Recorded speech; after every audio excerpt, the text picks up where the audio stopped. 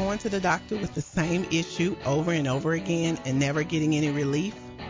Are you tired of buying all types of vitamins and supplements, hoping but not knowing for sure that they will keep you healthy? Or are you getting enough of the right kind of nutrients that your specific body needs? If you answered yes to any of these questions, you need a nutritional blood analysis. With a nutritional blood analysis, we can take one drop of blood from a prick of your finger and analyze your body's nutritional needs, nutritional deficiencies, and nutritional imbalances. This analysis can provide an early warning of possible future health challenges so you can make the changes now to avoid the negative outcome. A nutritional blood analysis can be used to monitor a health challenge before and after adopting an approach to restore health and balance. It will also allow you the ability to determine the effectiveness of various approaches to restoring and balancing your health. So don't wait. Make your appointment. Stop guessing with your health. Know what works for sure. 901-602-7063.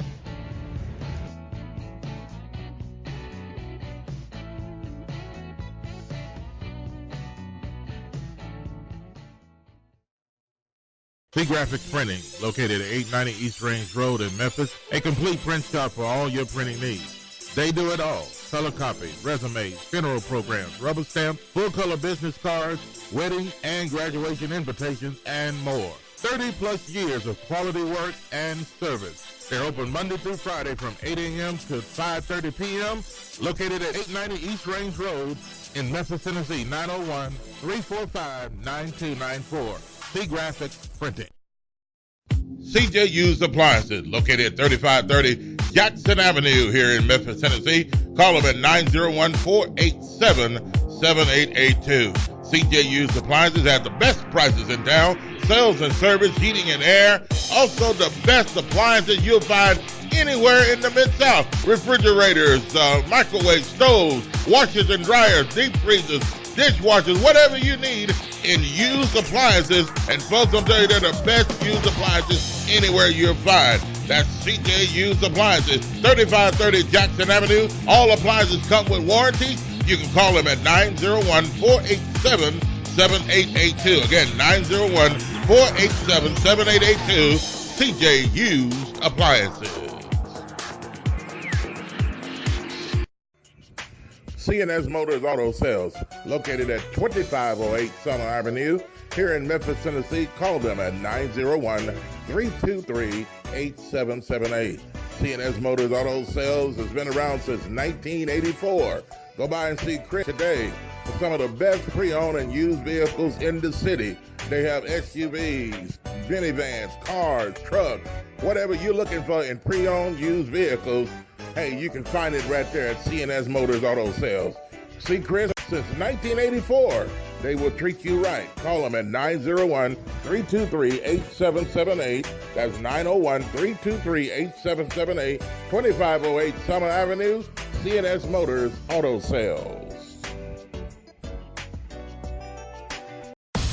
This is Sergeant Chris Richardson with the Tennessee Highway Patrol, here to explain the Tennessee Hands-Free Law, which is a new state law effective July 1st, 2019. In Public Chapter 412, it makes it illegal for a driver to hold a cell phone or a mobile device with any part of their body, to write, send, or read any text-based communication, to reach for a cell phone or mobile device in a manner that requires the driver to no longer be in a seated driving position or properly restrained by a seatbelt, to watch a video or a movie on a cell phone or a mobile device, and to record or broadcast video on a cell phone or mobile device. So, can I still talk on my cell phone while driving? Yes. A driver is permitted to use an earpiece, headphone device, or a device worn on a wrist to conduct a voice-based communication. The driver may use one button on a cell phone or mobile device to initiate or terminate voice communication, and voice-based communication may also be used to send a text message. Learn more at handsfreetn.com.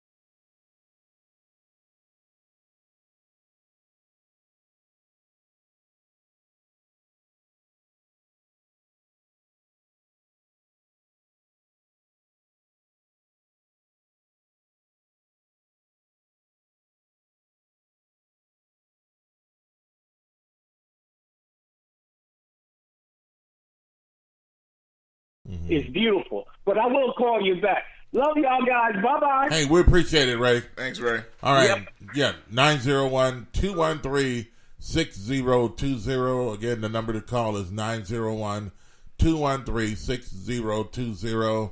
And, hey, we were talking about the foot homes, how they've changed some things down there to they did these homes. Yeah, matter of fact, and in case y'all didn't hear, like Bob just said, redid foot homes, where it's now a new community, and according to Paul Young, who's over that stuff in Memphis, and Mayor Strickland, they're trying to make the affordable housing more attractive and a better area to live. Yeah. Better types of homes, better community. And even talking to some of the people there, as we played in the clip, they, and you heard, they were saying, well, look, this is an area where we used to live, and this is, looks a lot better. But we looked at the prices that these people are going to have to pay. And there's a lot of qualifications even live in there. Pull that up, Josh. That is an interesting list that they have there for the qualifications for those people. Now, are they intentionally making this way so that the people that were once there cannot afford to come back and live in these areas? Makes you wonder. Call from. There's a lot of qualifications. James. To accept. James, welcome to the show. Good morning on a Tuesday. What's happening? What's up with you, man? Good morning, sir. Hey, I've been through, you know what? A lot of them girls with them babies, right? They be moving them up in there, right? Okay. Pull up. No, I'm on some real. Look, pull up through there and look at them whips. Look at them whips out there. The cars, in case y'all don't know. Look at them whips. You're going to see nothing but Lexus, Mercedes, Hummers.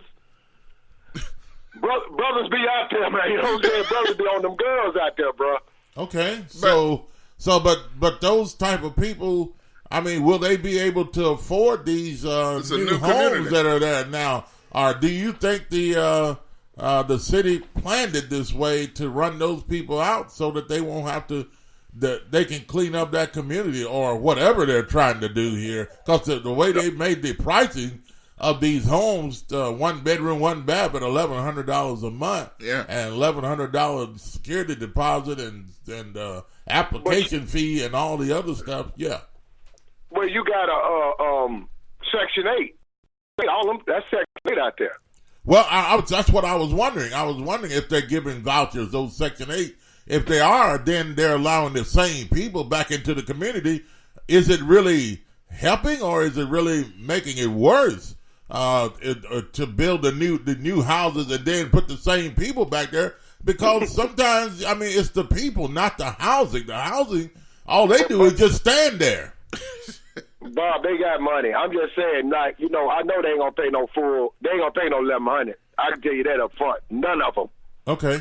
They're gonna be under some type of payment plan through the city. The city gonna pay for it. I'm just saying, what be tripping me out, because I've been through there, all over. Where they at. Look at them whips. Them brothers who be sleeping with them women, they got them. That's some money out there, man. Yeah. They ain't nothing but Lexus, Mercedes. Go through there. I'm supposed to do it yourself. Okay, don't listen to me. Okay, so you're saying, wait a minute. So you're saying some of these brothers that be coming through there doing their thing, they be paying some of the rent on these places, helping these women out? Well, they give them some money, but I'm saying they ain't hurting for no money. But they're not gonna pay no $1,100. I can tell you that right now. Wherever they go, and they gonna get the the discount. And what do you think that discount may be? I mean, if it's $1,100, I mean, they're gonna have $400. $400 based on their income, because they finding them jobs and all of that. It's gonna be about $40. Mm-hmm. You mean you mean that's the discount or what they'll be paying? Every about $400, $350, something like that, and then with the brother or the couple of brothers that pull up. They got money to burn. So, and I'm saying, all you gonna go through there, all you gonna see in them parking spaces in them Section 8 places, all of these new places for these families, oh, we want to build them a home, we want to get them a home. You're going to see nothing but Lexus, Mercedes, whips, whip $4,000 worth of rims and chromed out whips. That's all you're going to see. You don't see you be looking at it like it's a bunch of poor people, man. Them folks is living good like that. I'm saying, that's what I'm just saying. That's what they do. Okay. No, but hold on. Look, I want to say something about Pittsburgh. Right? Pittsburgh. If it's okay, real quick. Yeah, go ahead. I mean. Now, you see Big Ben, Fatso, he out for the year, right? Yeah. Now, they gave him $43 million. They said, we're going to redo your contract, Ben. It wasn't your fault, Antonio. It's all on Antonio. And, it's we're going to give you some money. They gave him $43 million. Now, he played one game. Yeah. And played like trash against New England, came back, got hurt. The second game they lost, gave him $43 million. They traded Josh Dobbs to the Jaguars. Yeah, that's what we talking right? about. They didn't want him to be the quarterback. He's a black brother, And they hold up right now with Bridgewater. I was looking at ESPN. They like shit. They bring somebody in. Mm-hmm. Now he the backup. That's his job. If the starter go down, that's his job, to be the backup. But should we bring somebody in? Teddy Bridgewater, is you sure you want to go with it? Now, with this guy, Mason Rudolph, he third string. He the third string. They ain't saying nothing about, do we bring in a veteran to make sure that James, they just go, they don't care. They don't care. So I'm just saying they threw the brother off the team. He should be the starter. Sent him to Jacksonville. And they happy with the white boy. I'm just saying, it be killing me how the world is and all this stuff. And they ain't saying nobody questioned him. He out there missing receivers, making mistakes. They ain't got no problem with it. You know what I'm saying? Ain't that wild how it is, though? And look, you ain't wrong. But here's the thing. And, it's kind of why I got into yesterday on the sports show. And, look, the one thing about it, no matter what they say, at this point in the league's history, there's a lot of African-American quarterbacks coming in the league and kind of taking over. You know what I mean? You can talk about Lamar Jacksons of the world. You talk about Kyler Murray, like I said the other day. And so many other guys, not even coming to the top of my head right now, but there's multiple African-American starting quarterbacks in this league now. And you can't do nothing about it. And I think at a certain point, you're going to have to, some of these, folks who are running these teams like, okay, I want to win. And if this guy is going to give me the best chance to win, I need to get over my prejudice and do what I need to do. Yeah, I would hope they would do that, but I'm a sort of I like them all, but I like the Steelers, and I'm sitting back looking at the fans.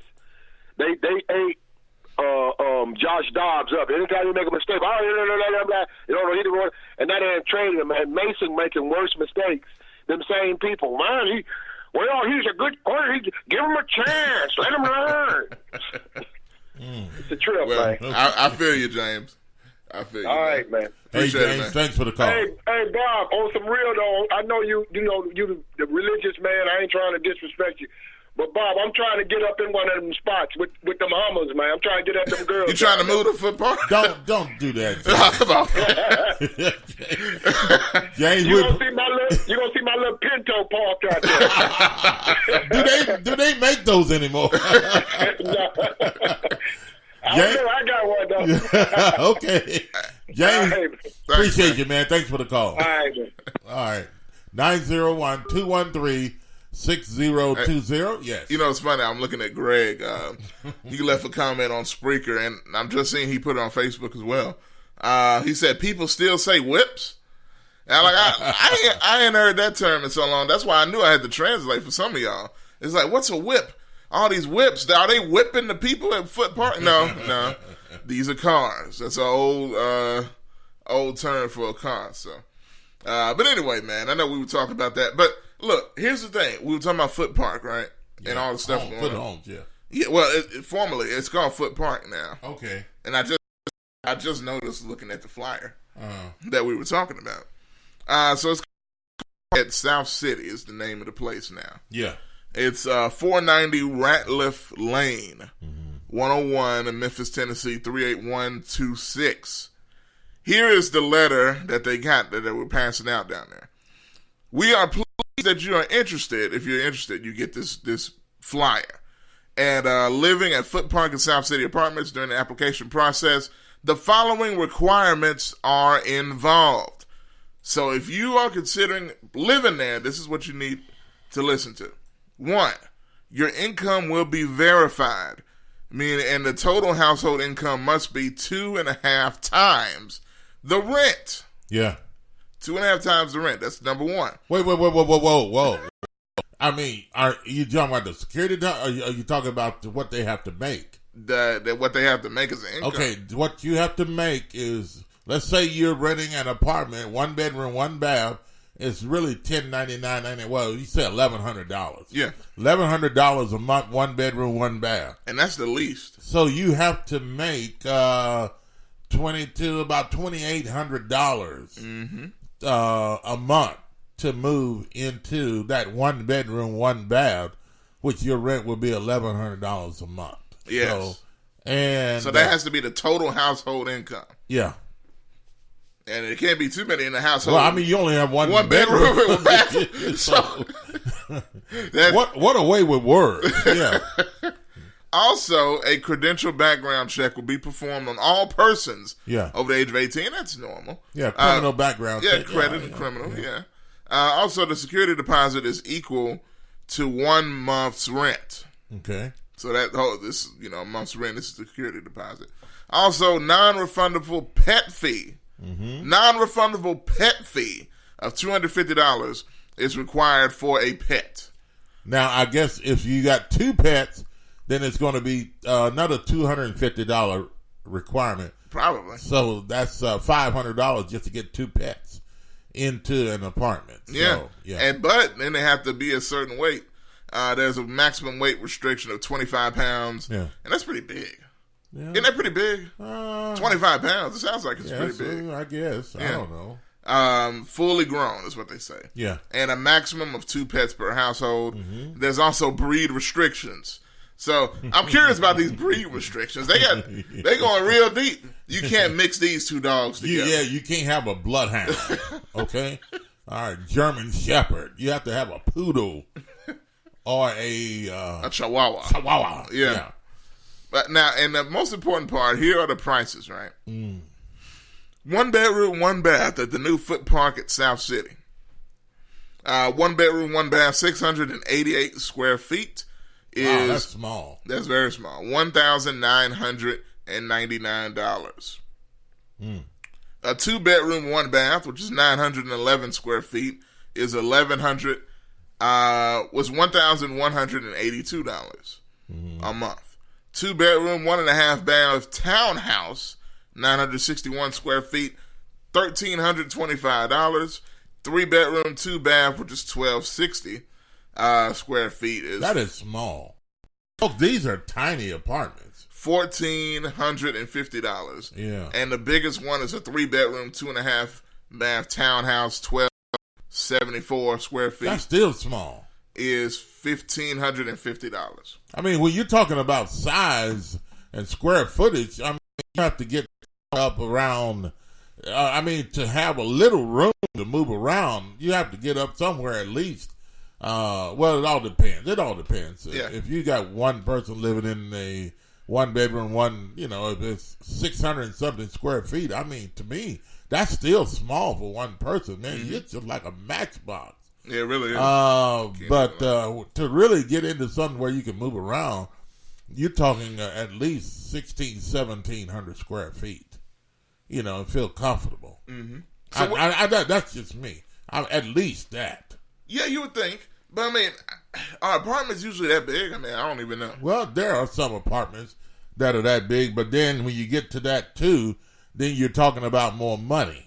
Involved, probably when you're talking about that, yeah. I think they're probably just trying to find a place so that they can live, and something that'll be nice and affordable. Is that affordable though? That's what I was going to ask, because you got to think about for something. Well, then like James said, they're going to be using vouchers. What do you call that? Well, vouchers. That's what you said. They call it another name for it. I forget the name. Anyway. Section 8. Okay. When they do that, if they pay $350 a month, $400, $500 a month, which a lot of those people probably can pay it.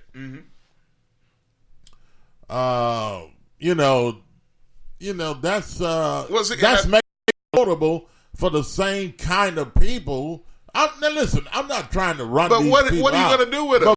But they got to live somewhere. They have to live somewhere. That's what I'm saying. is, check these people out. They're doing a criminal background check. Okay, that's fine. And you have people in these areas that want affordable housing. They not only just affordable housing, just so they can be able to pay it, but they want a safe place to live. Mm-hmm. Not just I can pay $500 a month or $700 a month, $800 a month, but they want a place where they can go and it'll be safe, a safe community, not thugs riding up and rolling the windows down and shooting, drive-by shooting, and all that kind of junk. Let me throw this at you. Drugs in the neighborhood. Let me throw this at you. Yes. Now, I understand what you're saying, but at the same time, I'm not saying it doesn't matter, but it kind of doesn't. Because, look, the folks that live there, they, basically dislocated those people from where they were living to upgrade the place. And it's only fair to give them a voucher to get back in there. Now, I don't think they're doing that to everybody that was there. Yeah. I don't believe they are. Because, like Greg put in the comments, it's a mixed income housing. Mm-hmm. So some are going to be, lower income families. Some are going to be, medium income or whatever the case is. So everybody there isn't going to be broke. Yeah. Or below the poverty line, as evidenced by the rent prices. So that's going to draw a certain element there. Well, I mean, and I'm doing that on purpose. A lot of people, $1,100 is not bad. Well, I know. But then when you're talking about the people that are living there and they moved out to build their houses back. But I say they do that. House. So my point is they're doing it on purpose to mix different types of people. Mm-hmm. So you don't just have one group of people living there. Right. You got, some, upper levels of society to a degree, and some with the lowers. Okay, do you think that some people are going to move in? Let's say they don't need a voucher, they don't need Section 8. You think some people that don't need that can go in there and just pay the money cash out of their pocket every month and afford that? Do you think they're going to move into that neighborhood? I mean, knowing the fact that, and folks, I'm just speaking real now. I'm just being real. Yeah. Do you think they're going to move into that neighborhood knowing that those people are going to allow the same people to move back into that neighborhood? And is that going to change anything? Well, maybe if they do this background checks and that type of thing. So I don't know. Maybe that can do something. I don't know. Maybe it will help. But I don't think most people are going to just say, hey, I can live now in what is it called? Foot Park. At South formerly City. Foot Homes at South City. And hey, let me move in there. I can afford, what is the 3-bedroom, 2-bath? What is it going for? $1,600, $1,500 or something like that. Yeah. I just don't think those people are going to be able to move in there that can be able to pay cash. Yeah. I don't think they would want to move in there knowing that they're going to allow the same type of people. It's not the buildings that you renovate. It's the people and their attitude that move into those type of facilities. So you're not really, are they really changing anything? Are you defeating the purpose here? Okay, now let me ask you this question. Let's flip it.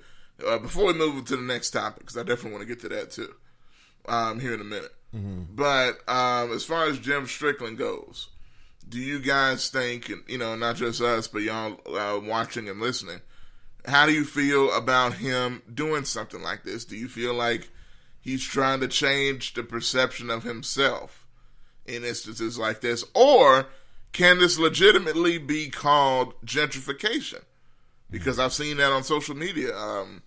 I saw it last night, as a matter of fact, when talking about this situation. Mm-hmm. That's why one of the places I saw that flyer from the South City area, talking about the prices of these apartment buildings. People's like, man, how are these folks going to afford to move back in?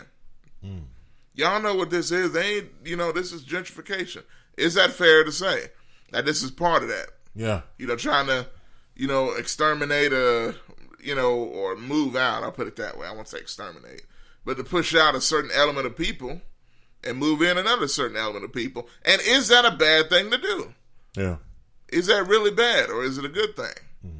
Okay, and like you said, Josh, earlier, where are the other people going to go? Yeah, exactly. If they're not going to make it affordable, if they're not going to give vouchers or Section 8, where are the other people going to go? Where are they going to live? Are you going to let them go to another place that's where they can afford to live, which is will probably be run down, and then crime is going to increase, or you're going to give them vouchers, Section 8 to move out to Hickory Hill or Midtown or Whitehaven or North Memphis, wherever. And when you do that, then you're going to put those people in neighborhoods just like Hickory Hill started out years ago. To me, it was a nice area. But then they gave those vouchers in Section 8 to a lot of people to move into those pretty good, nice-looking homes out there in Hickory Hill. But it wasn't homes. It was the people that moved into the homes. Well, that they call white flight. Yeah. Well, I mean... white flight. I mean, they flying out somewhere else in the black community. Well, but what I'm saying is, when the people... It wasn't the houses that made Hickory Hill. It was the people that they were moving into Hickory Hill that made it as bad as it has become in certain areas. Yeah, like Parkway Village. Yeah, and things of that nature. So, so it's the people. Mm-hmm. What are we retraining the people? Are we letting people know that, hey, if you get in the homes, if certain things are going on, certain things are not allowed, or... But what can you do about it? I mean, clearly it ain't working, and I doubt. Okay, well, but what I'm saying is, if you get the police called to a person's house more than a certain number of times, do you tell them, okay, you're gonna have to move out? If the police call to your home more than 3 times within a year, or whatever, I don't know, but they have to do something. And you're concerned about these people that are moving out and not being able to get back into the area. Call from. Great. Then you're talking about, is it the people's fault that are being moved out because they are not able to be and not willing to behave in the fashion that it takes to remain in those homes. So anyway, let's go to the phone line. Greg, welcome to the show. Good morning on a Tuesday. Good morning. How are you all today? Doing well, sir. How about yourself? Man, I'm doing pretty good. Let me go ahead and jump right into one portion of what you asked, gentrification. Yes, sir. I wouldn't consider it gentrification. There is not too many neighborhoods that are, let's say, up and coming, or they build, say like what they did over when they tore down Hurt Village and put all those, I don't even know what you call them, townhouses and whatnot over there. Uh-huh.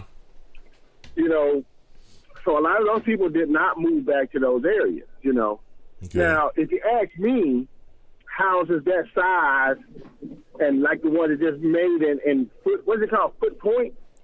What is it called? Foot Park. Foot Park. Yeah.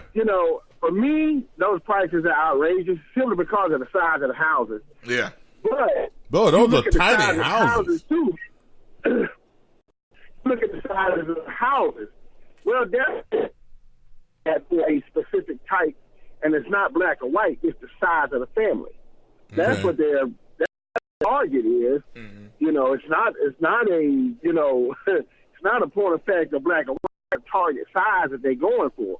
Now, you look at some of the apartment complexes, right? I'm gonna say, I used to do a lot of do the service pest control for a lot of low income apartments, right? Mm-hmm. Right. Okay. Every now and then, every one of them went through the same thing. Of course, by and large, a lot of them are owned by the same companies. Yeah. But every now and then, they go through a management restructure, right? So they would bring a new management company in, and guess what they would do? What? They would go to the place with a big old broom and sweep out the bad element. Now, can you call that gentrification? Can you call that gentrification? You know. Well, now let me throw this at you, Greg, because you're asking good questions. This is one I want to ask you. What do you think about the whole gentrification concept in the first place? Do you think because see, I look at it that it can be seen in multiple ways. In the one hand, you know a lot of people view it as okay, you're pushing the black community out for white folks or people that can afford it more, and then on the other end of the spectrum. Well, you got to understand too. There's a lot of white people that need affordable housing as well. Yeah, true. Okay, yeah. But y'all know what we mean. Yeah. But, and then nowadays, I mean, you know, whites, blacks, anybody can make a good living these days. And that's true. But I don't need to qualify it because these are examples. Right, I got you. What folks say, you know, regardless of what people may think about it, that's what people are saying. Is that you're pushing black folks out for white folks to move in.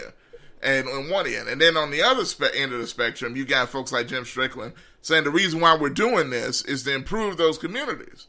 And we only got a certain way to do it is to build better places for y'all to live. They just so happen to be more expensive the way you can't move back in. Yeah. So what do you think, Greg? Is it a trap? Okay. Yeah. So, okay, they tear down an area and rebuild it. Of course, when they rebuild it, it's going to be higher to live there. You can't tear down a whole low income area and rebuild it and price it the same. That's impossible. Yeah, that's impossible. So are you able to then say is it? It's hard to say that. You know, especially like I said, it was brand new. Now they just went in and just say they went in and just refurbished the place instead of tearing it all down. Right. Right. Just say they refurbished. Okay. But the rent didn't go up, or the prices didn't go up, but they denied all the black people. Okay, then you could call it gentrification. Okay, you know, but like I said though, you know, and you know those prices, I wouldn't pay for a house that size, but at the same time, it's not that I can't afford it. Yeah, exactly. Right. But there are some people, Greg, if they're that area, if you're moving the same people back into that area, they'll have to be given some type of Section 8 or vouchers or something, because some people cannot afford to move back into those areas with those prices being the way they are. And they are, and I feel like they are giving out vouchers. They are. Right. Yeah. It's just the same as like what they do with Hickory Hill. It's the same thing. Okay. You know, with Hickory Hill. You know, they decided, you know, to open it up to the Section 8 to allow some of the poor, low-income people to the option to move out to a more affluent neighborhood. You know. Okay, but what good are you doing, Greg?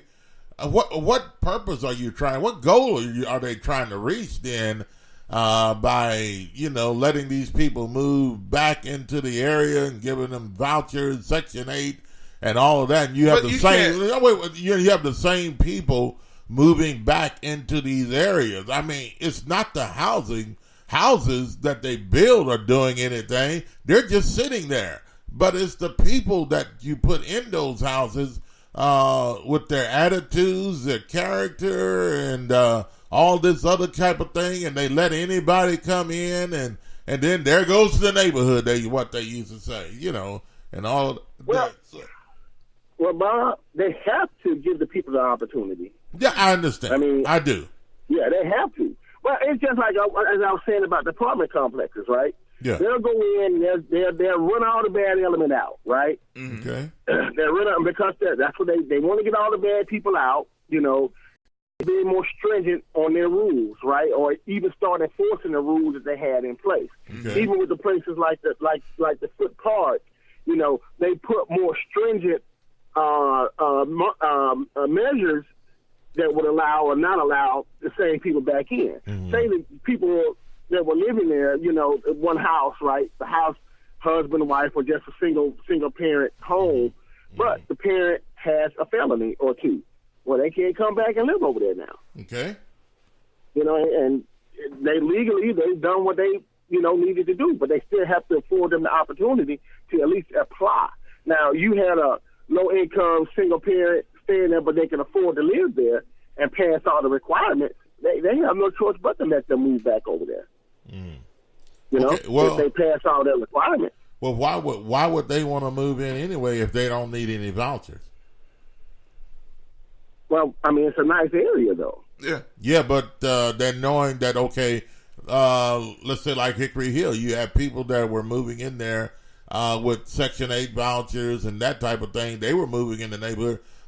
People that can afford to move in, they can pay their own way without using Section 8. Are they running into a possibility of a neighborhood that's going to be run down in a year or two? Well, I mean, that's always possible. Shoot, I was in Collierville a few years ago and found a hood in Collierville. And that surprised me.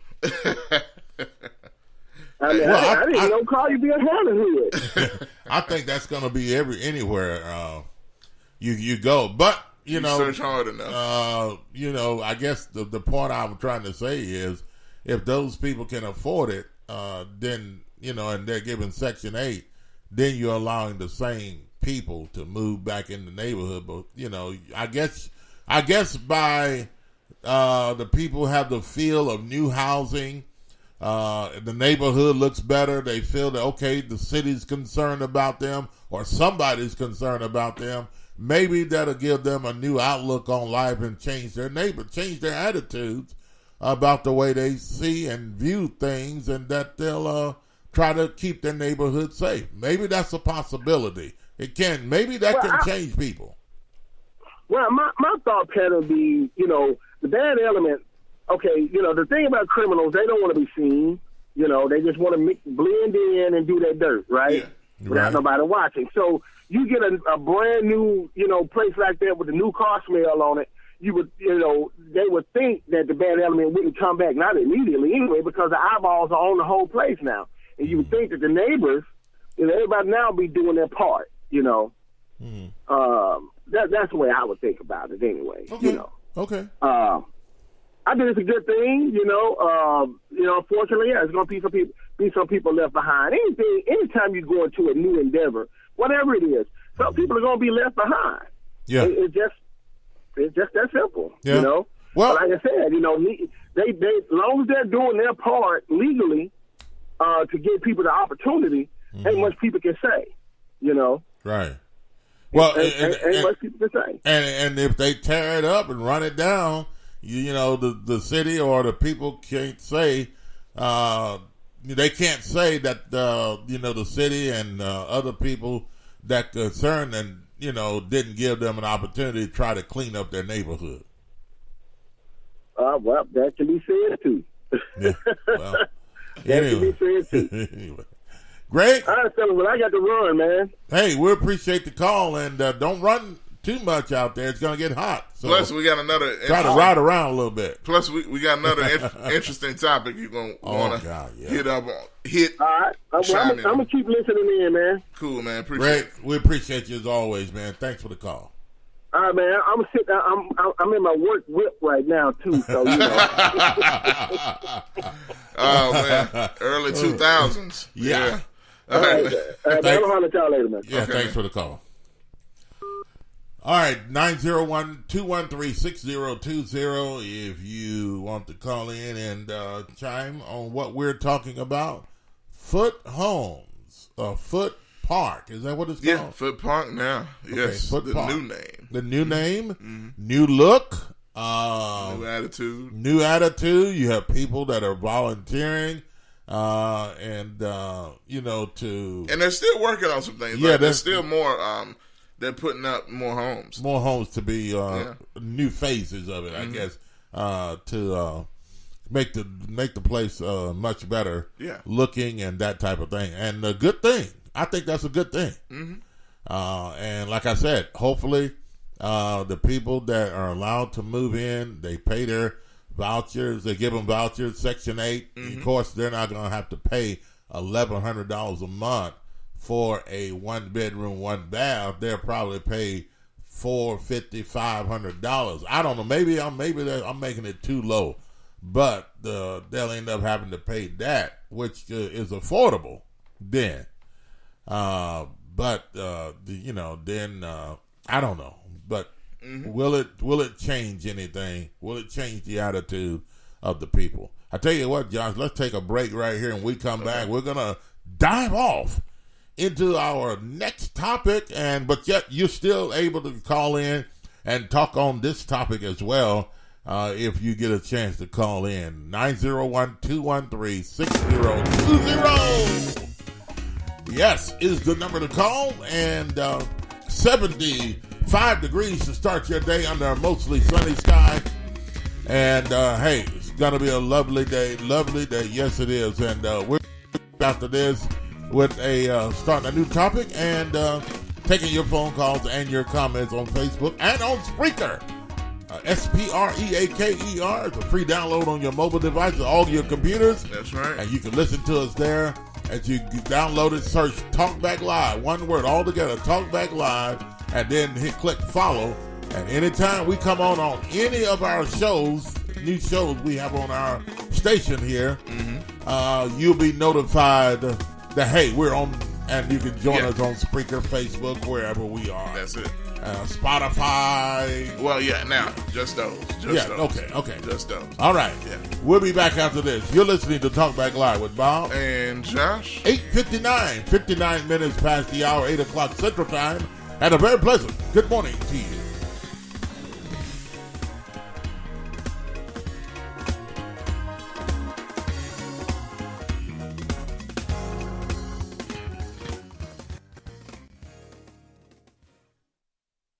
Are you tired of going to the doctor with the same issue over and over again and never getting any relief?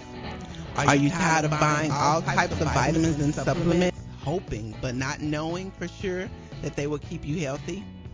Or are you getting enough of the right kind of nutrients that your specific body needs? If you answered yes to any of these questions, you need a nutritional blood analysis.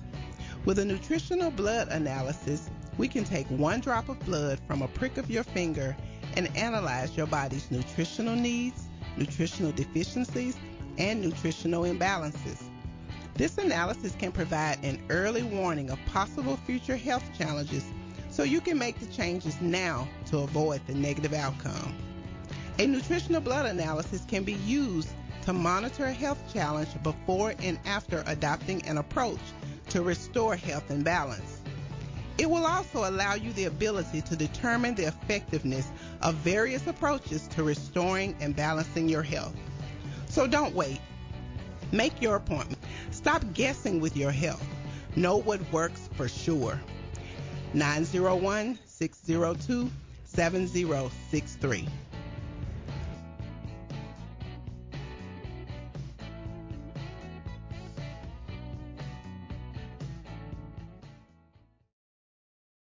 Graphics Printing, located at 890 East Range Road in Memphis, a complete print shop for all your printing needs.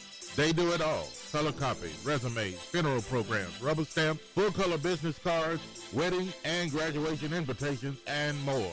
30-plus years of quality work and service. They're open Monday through Friday from 8 a.m. to 5:30 p.m., located at 890 East Range Road in Memphis, Tennessee, 901-345-9294. Graphics Printing.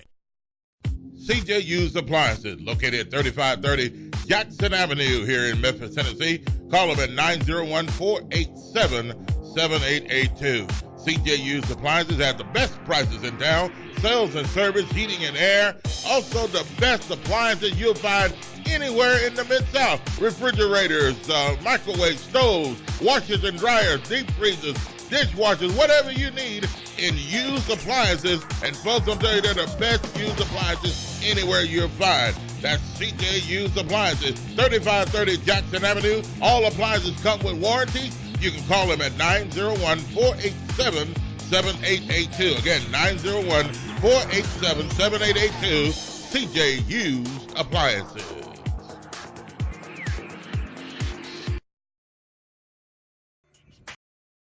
CJ Used Appliances.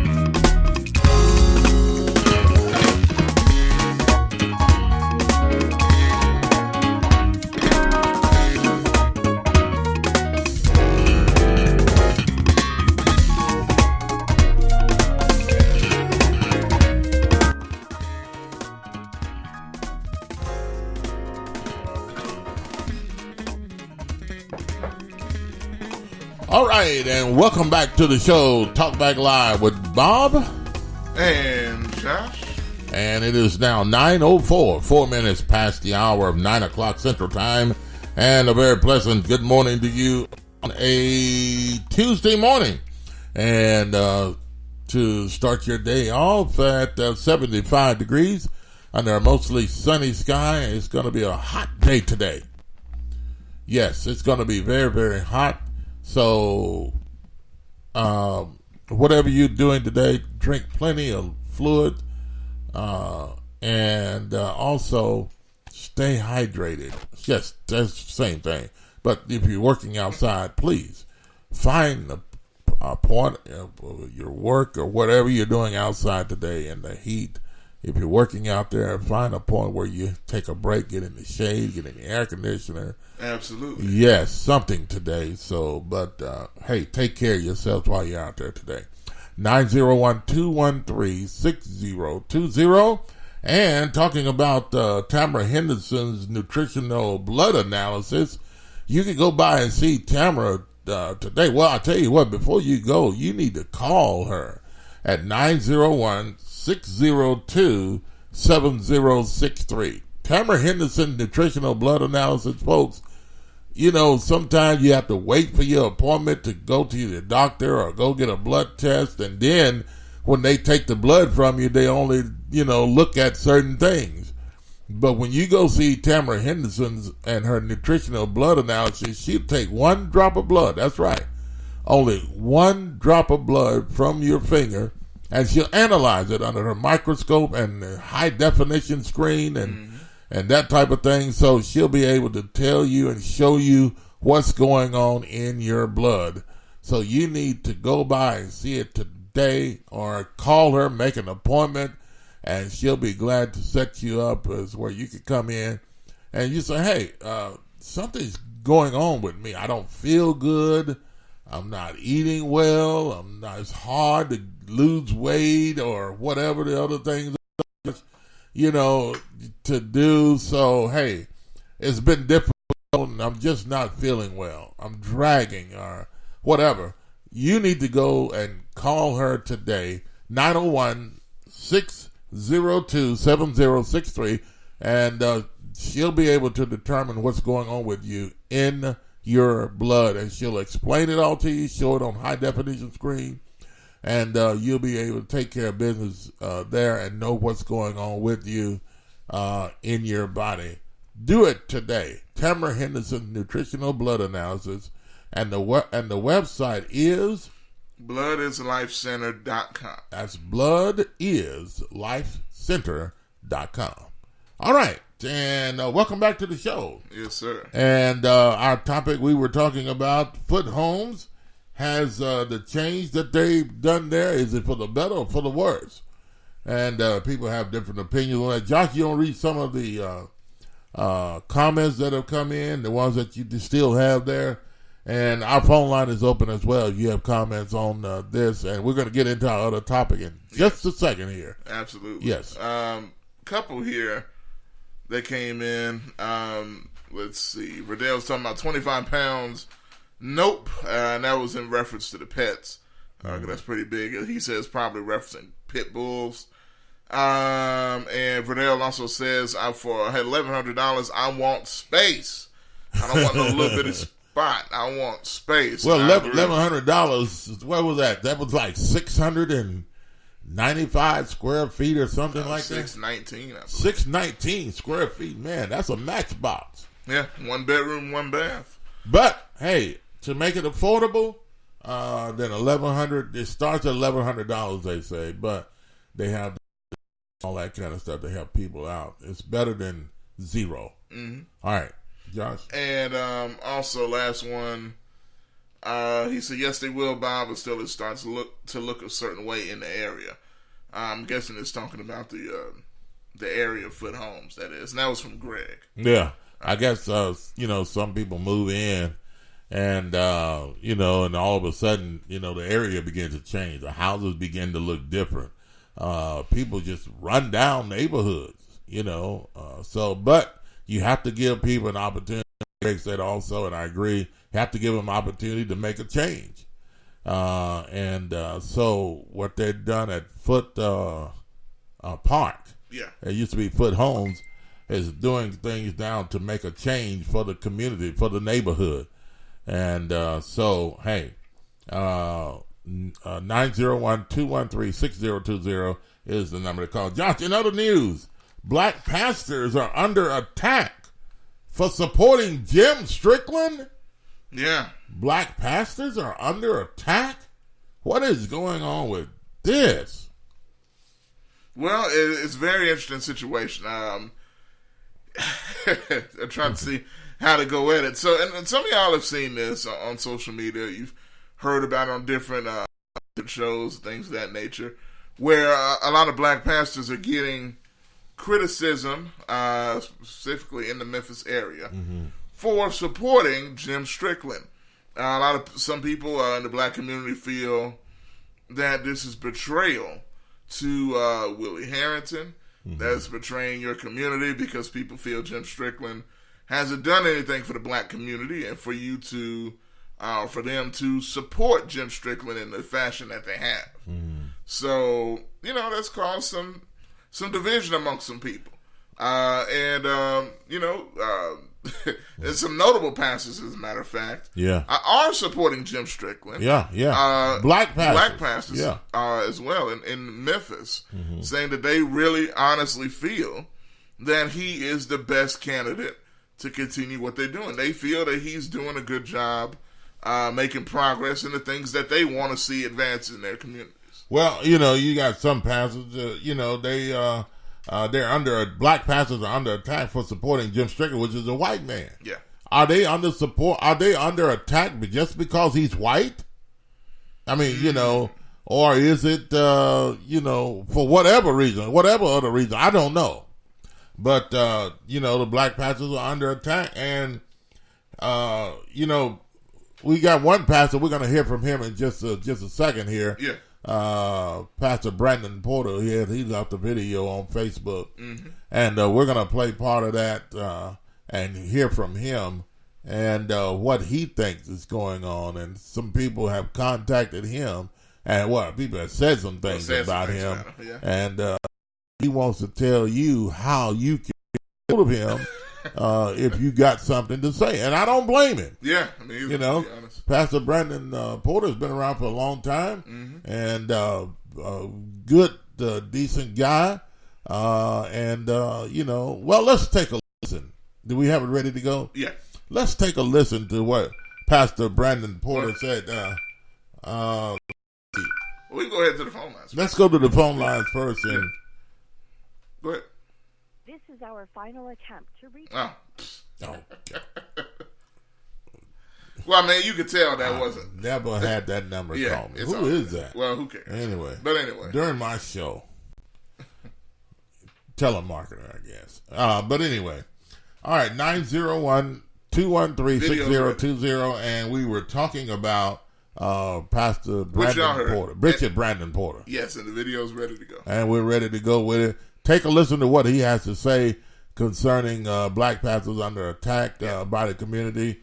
And we'll be back after this and take your phone calls and your comments as well. Take a listen to what he has to say.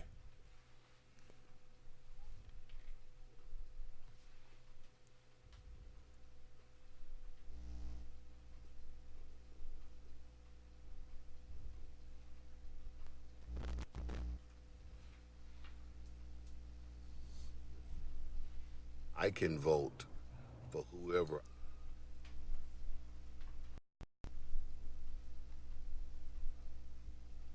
I'm on. Okay, go ahead. Okay, it's all coming up right. Here. We're getting it here. He's getting it together there. As we're trying to listen to fade out in Bishop Brandon Porter and what he has to say concerning some people are upset with the black pastors by supporting Jim Strickland for mayor. They feel that they should support black people for mayor, whoever they are. But, people have a right to support who they want. Yeah. And like I said, Pastor Brandon Porter is a good guy, and a lot of things he's done in the community and greater community to God in Christ. And let's go now. We have it ready, he says, and take a listen to what Brandon Porter has to say about your comments about the black pastors supporting Jim Strickland for mayor. Take a listen. You guys are well. I'm about to grab a bite to eat here, but I got a call from some people saying some things. It's not disturbing me. I'm going to address it because I can. And I will say this. First of all, I can vote for whoever I want to vote for the mayor of Memphis. I'm not afraid of anybody. I'm grown. I'm a citizen, and I have a right to support whomever I want to support for the office of mayor. Whether I'm in the county or in the city, I can support whoever I want to support and whoever I feel is going to uphold the cause and community and interests that I have. Let me say this. Let me be very clear. Mayor Harrington, Willie Harrington, is a friend. He's been a friend of mine, my father's, my uncle's, my family for many, many years. And nothing personal. I love him and respect him. But I didn't know he was running for mayor. I had already given my commitment and support to Mayor Strickland. And I am not two-faced, I'm not a hypocrite, and I'm a man of integrity. Whatever I say is what I do. Mayor Strickland has been committed. He's worked untiringly to assist, especially in my efforts in getting the convocation back to the city of Memphis, which means a lot to the economy of our city.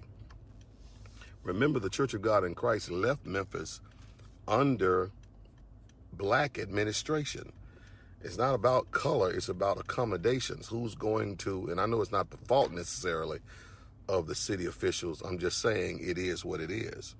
But here's a man that swung the big bat to make sure that what we needed in order to make that transaction happen, he did it for us. He's been accommodating. He has hired African Americans in his cabinet. Hope you guys are well. He did it for us. He's been accommodating. He has hired African Americans in his cabinet, young and of age, that are serving. That's not a bad thing here. Sometimes we want to replace people, but why does it have to be about the who and not about the what? Okay? You can say that crime has gone up, but Mayor Strickland inherited some of these ills in our city. We know that. Crime is in many of our communities, and the black-on-black crime issues that are going on. You can't blame a white man for that. I understand that. You can't blame Mayor Strickland for crime in Memphis no more than you can blame me for crime in East Memphis. Okay, there you have it from Bishop Brandon B. Porter. They're talking about the situation that's going on with, black pastors are under attack, being accused that for voting for Jim Strickland. But who are they to vote for? Who are black pastors to vote for? Is there a certain group of people that black pastors are to vote for? I thought everybody had an opportunity to vote for whoever they wanted to. And it's their particular right to vote for whoever they want to. Just because they're pastors of churches, it's not unrighteous for them to vote if they're black for a white man or whoever they vote for. But what do you think about this, what he just said?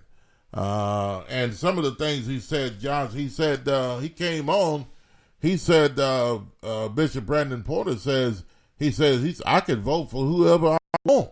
Mm-hmm. He said, I'm grown. I'm a grown man. So to tell me that I can't vote for Jim Strickland, that's not the thing of today. You know, you can't control someone and tell them you cannot vote for this person, or why are you voting for this white man instead of voting for Harrington or some other black candidate or something like that. To be honest, okay. Let me say, because you're black, does it mean you have to vote black? Yeah, Josh. And to be honest, the most of the people that are saying that, right? And it's not even, and this is just my observation. Most of the people that are saying, wait, hold on, just a minute. Terry, let me explain something to you. A bishop is in the Bible. It says if a man desire the office of a bishop, so you need to go to the Bible. Now, when you look bishop up and you find it, you text it or you Google it or whatever, then you go to the scriptures and then you'll be able to see it. All right, now back to business. Go ahead, Josh. Yeah, it is in there definitely. Pretty bluntly. Yeah, go ahead. Now I'm trying to remember. So people that you see that are talking about voting for a black person. People are betraying black people by not voting for this person. It's not even, I don't see that in Tammy Sawyer's group, because there's a lot of white folks in that group. Yeah. But it's really the Willie Harrington crew. Because, and I think mostly because there's a lot of older black guys that are supportive of Willie Harrington, because he was the first black mayor of Memphis. And because, you know, he's had this long history throughout Memphis. But, I mean, I guess I don't understand the betrayal aspect of it if you vote for Jim Strickland. Now, like I said, y'all know I've been plenty critical of Jim Strickland and still will be. But at the end of the day, anybody has the right to vote for who they want to. You know, at least that's just my view. And they shouldn't be looked at as a traitor because they choose to vote for Strickland or Harrington or whatever. I mean, you know, I don't get it. That's just me. But if you disagree, let us know. What you think? So, you know, black pastors are under attack because why though? I don't understand why. Well, I mean, I kind of just, but why? I get it. I kind of get it, but it's not right. You okay, but what do you get? Well, I mean, like I said, Harrington has a long black history. He's the first black mayor. Okay. He's a black man, and he's got a lot of black friends. So what? So what I'm saying is, like, from the historical aspect of things, you're going to have a lot of black folks behind you. Okay. To the point where, and I point out specifically, older black men.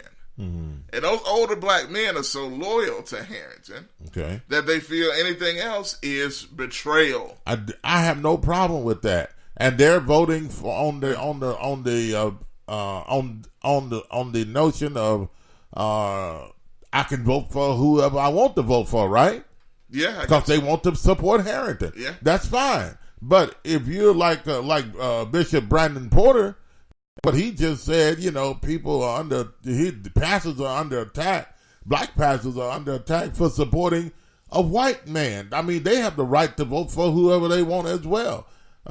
So traditionally, sometimes tradition can be bad. I mean, we voted for black people in this city and over, time and time again, and they've been nothing but crooks, you know. So, you know, because they know, well, I know the black people are going to vote for me, and I'm not worried about it. When I get in office, then I'll just sit down and do nothing and drink my coffee every day and all this other kind of stuff. But, and that depends on the black candidate. Well, it all depends. I'm not saying all of them are that way. Yeah. But the point I'm trying to make is to tell, you know, the black pastors, and Brandon Porter just said, you know, to try to tell him or push him on who to vote for, because you're black and a black candidate, you should vote for them. No, he like he said, he has the right to vote for who he wants to vote for. That's what the party, that's what the thing is all about. Having the right to vote for who you want to vote for. Yeah, 901-213-6020. And again, and he came out and said himself, I can vote for whoever I want. You don't tell me who to vote for. And now again, and this is what I'm saying as well. If you disagree, let us know. Yeah. And let us know why. You know, it's not one of those things where you can't have a different thought on this process. But to me, and I still feel, and me and Bob both feel the same way, I don't really see why black pastors should necessarily be vilified. Now, the only way I could see where these guys should be vilified or talked about is if you're acting subservient. Now, I know it's one of those things where, and even me, it's a pet peeve of mine, when I see black folks act like, you know, the white person that you're voting for is, you know, like when you're groveling or when you're pandering, you know, all that stuff, you know, to his feet or whatever, then that would, you know, tick me off too, to be honest with you. Yeah. But I don't see that going on here. I just see that they think he's doing a good job. Well, and then that's what Bishop Brandon Porter was just saying too. And he said, as a matter of fact, he didn't know Harrington was running for mayor. He said he didn't know Harrington, but he said Harrington is of the family, and his folks knew Harrington and all that other kind of stuff. But now let me say this now to you. But he said he's given his support already. I understand, but my thing is kind of weird with that. How do you not know he's not? How do you not know that he's running? Well, now is that possible? Yes, because it's been all over the news. Well, maybe. And who do you think is Jim running against him? That's the only thing, and I agree with just about everything he said, Brandon Porter. But the only thing that got me is like, you don't know he's running. I don't know how much I could buy that. I'm not saying he's lying. No, I'm saying I don't know how you can't know who is running against, especially if you go out of your way to support. Here's another, like, okay, if I'm going to support somebody for a race, I'm supporting them because I know they're the best candidate compared to the other candidates. But if you don't even know who the other candidates are, how do you know you're going for the best candidate? Well, so, I guess this is the thing too. And then he said down here a little further, this is the reason why I think he's backing Jim Strickland too, is because he said the man is doing a good job. You know, then he says Kojic left Memphis under a black administration. Yeah. Kojic, I mean, the black administration didn't try to do anything to make things happen for Kojic, to make sure that Kojic stayed in Memphis and that type of thing. So what he said, I believe so he said Strickland has worked hard to get Kojic convocation back to Memphis, and he's achieved that. And so he's his support behind Strickland, which has made things happen for the Church of God in Christ. And I don't blame him. If he's working hard, he's done something that other people couldn't do. And then the prior administration, which he found out was running later on, I don't know how much of that, if he says it, I just have to believe him. I've never known him as a man of bad character or a man that just make up a lie and then just say it, because there are people that would run, and then he's a busy person as well. Yeah, very busy. I mean, and then, to sit down and listen to the radio all day or to watch television and see who's on all this kind of stuff. I get that. Because of the things that they've already done. They've been working closely with Mayor Strickland to bring the Kojic convocation back to Memphis. So, the only thing he knows is Strickland, because he's been strictly around Strickland, Hey. So that's all he knows. And Strickland to the administration, hey, we're up for running for mayor re-election and vote for us. Yes, you're working with us to get Kojic back in. Hey, we have to put out support behind you. And he's known him to be, Bishop Porter said he's known him to be a man that's made some changes. Now, here's the thing. And like I said, I'm not saying Bishop Porter was lying on that aspect, because he's been great friends with Harrington for a long time in the family. Yeah. But here, and this kind of goes to the comment here, kind of what I was thinking. Greg said, I can dig it. I'm not sure. I think he was responding to something Jet said.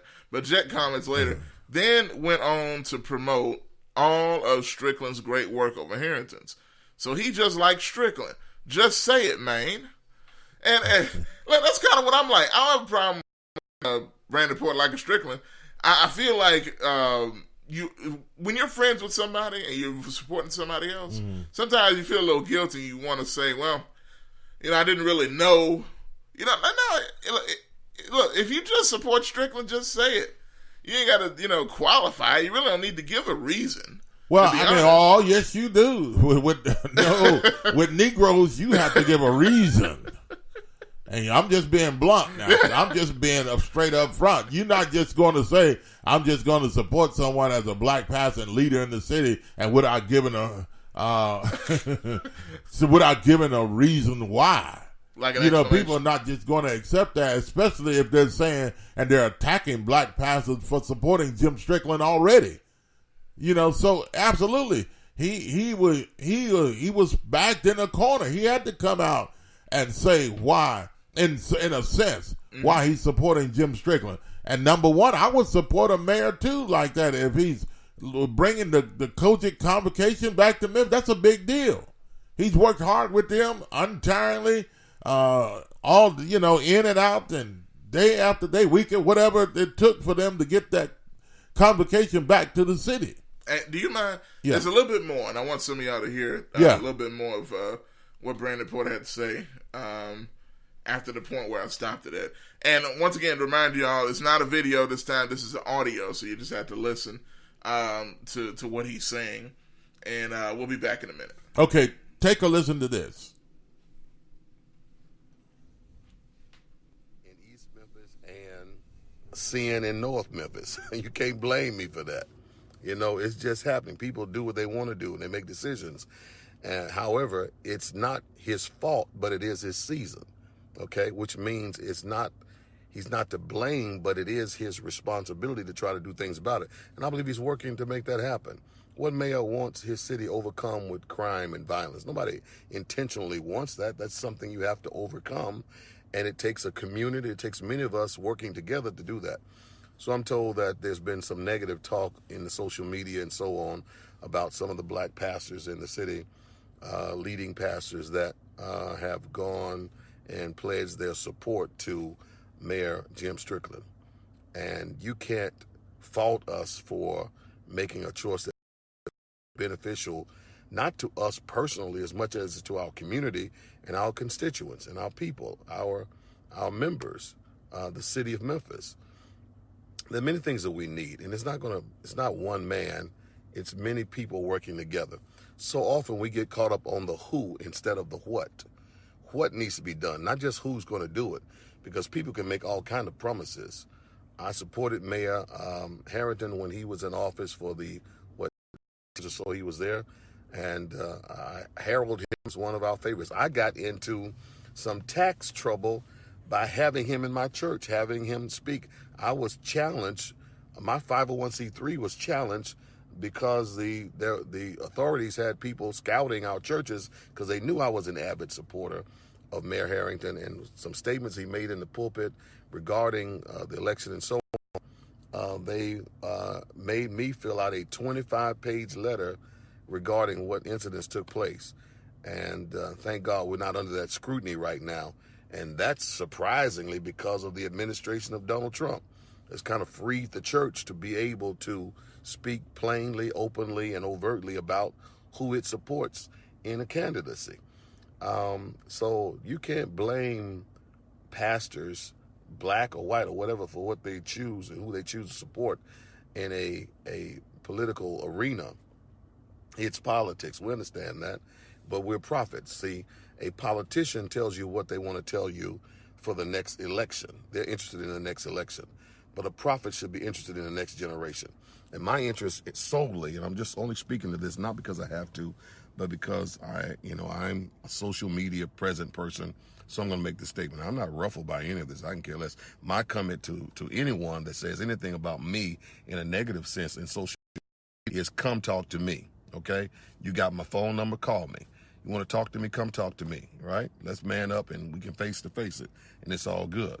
But my concern is don't be negative about people who make a choice. I'm not slandering. I'm not putting down Mayor Harrington and any other person that's running for mayor. I've just made a choice on who I was supporting and encouraging their win, not against anybody else. So why do I have to be against someone to be for someone else, especially when my commitment to that person was given before I knew anyone else was running? I see Mayor Harrington often in Houston's or just in fellowship. Love him dearly. But he had not said anything to me prior to his commitment. I heard it when you all heard it, and many others heard it the same way. But I had already made a commitment, and we're in strong negotiations with Mayor Strickland in the city of Memphis in trying to assist and get the convocation for the Church of God in Christ back to the city of Memphis, and we succeeded. It will be back here on 2021. Not only that, but the 74, 77 units of housing that's developed right there. Hope you got. Okay. All right. There we are. Okay. All right. What do you think, folks? Now, y'all, I got to point out something. Yeah. Look at that decibel. There we go. I got to point out something I heard. Okay. And I agree with, like I said, the majority of his stance on what he was saying. But I got to point out something I heard. He did say that he had not even known that Harrington was running for mayor, right? Mm-hmm. Later on, he talked about meeting Harrington at Houston's, which is a known spot of Harrington, which is, popular restaurant. Well, I think he said he's seen him at Houston. Yeah, he's seen him, but then later he said what he had heard that he's running was after he'd already been talking with Jim Strickland about the convocation. Mm-hmm. Now, so he didn't know he was running. That's why I'm saying, man, just that last little bit is not a big deal. Mm-hmm. But all I'm saying is, if you really, if you're all for Strickland, let it be for Strickland. So, but other than that, it's a small thing. I agree with what he's saying about people can have their opinions on who they want to vote for. I agree with even some of the things that Strickland's done. Mm-hmm. I mean, it's pretty clear. He's done some things. And the main part of all this to me is something that he didn't even say. Is the fact that none of the other candidates to me have done a good enough job to win. Mm-hmm. Period. Whoever you like, didn't do a good enough job out of the top three especially to win the race. When they had the most exposure when it comes to Tammy or Harrington, I don't think either of them have done enough to win this race publicly with the people. Look, as much as Tammy says about, and I don't go kind of into the race now, but as much as Tammy comes out and says she's for the people and all this stuff, I hadn't heard enough. I hadn't seen enough.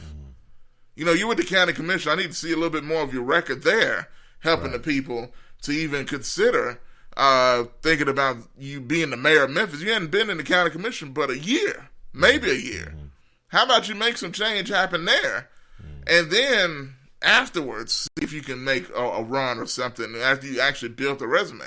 As far as Harrington's concerned, he's got the long history. Not that he hasn't done some good things in his own right, but the fact that he doesn't want to debate, I think, seems a bit arrogant. I don't care how much people want to ride on the fact that Harrington's black. It doesn't matter. Right. When the fact that you seem like you don't want to talk to nobody, then why should I elect you as mayor if you don't want to talk to nobody? So all that being said, no matter how you feel about Strickland, and I've been critical of him all the way up until the election and found out who the field was. Nobody has done a good enough job to beat him, period. And he hasn't been bad enough. As much as I've pointed out his weaknesses, he hasn't been bad enough to lose to either of these guys, these two that we're talking about, based on what they've done. Yeah.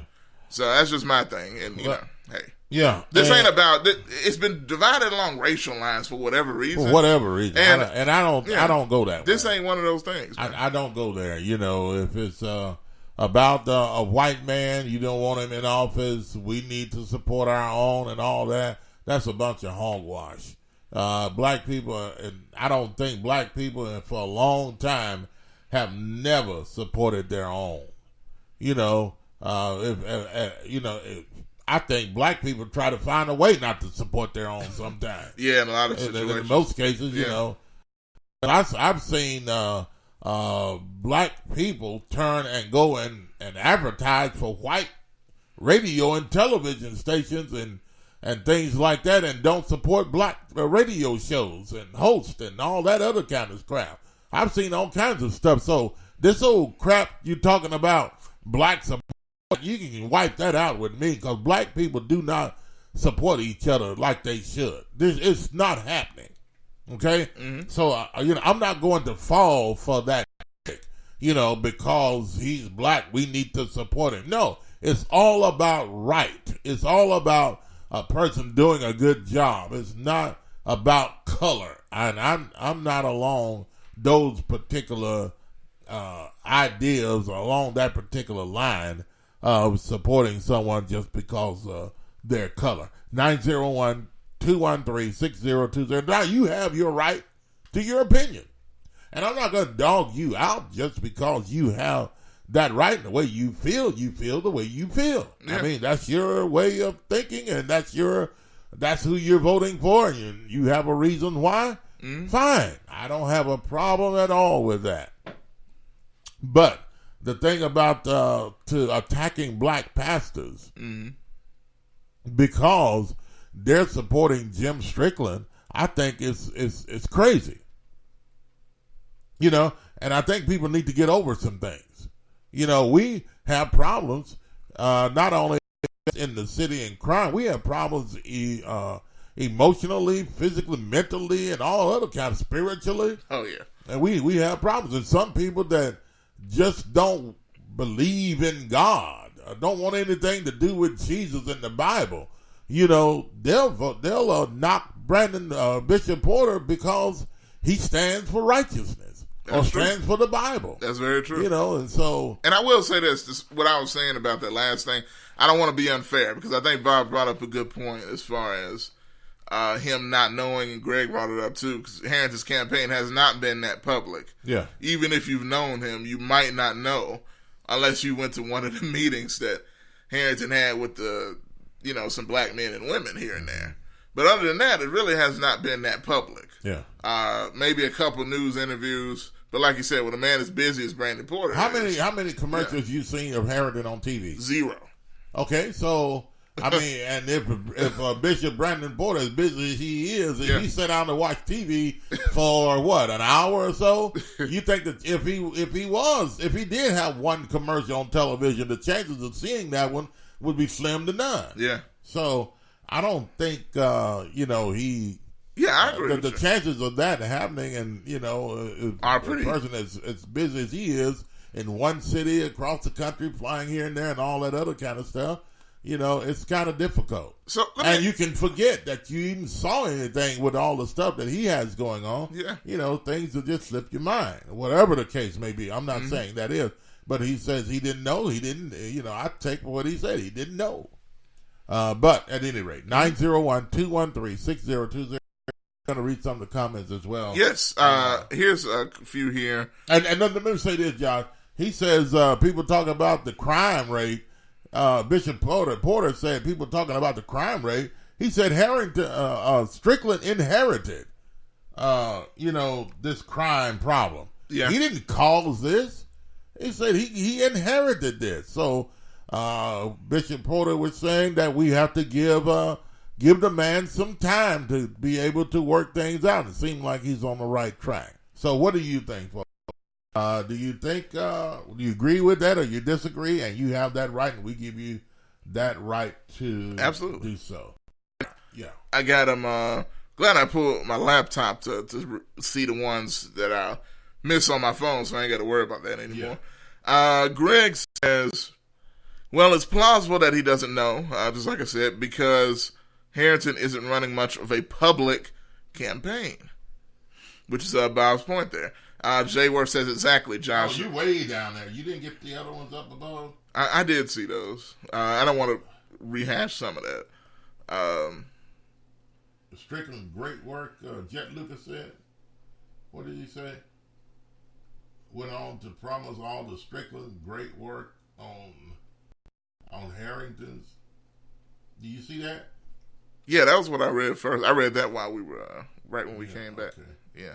Jet says, I agree with your... Did you read that one? I'll go ahead and read it. Okay, start with that and don't... Yeah.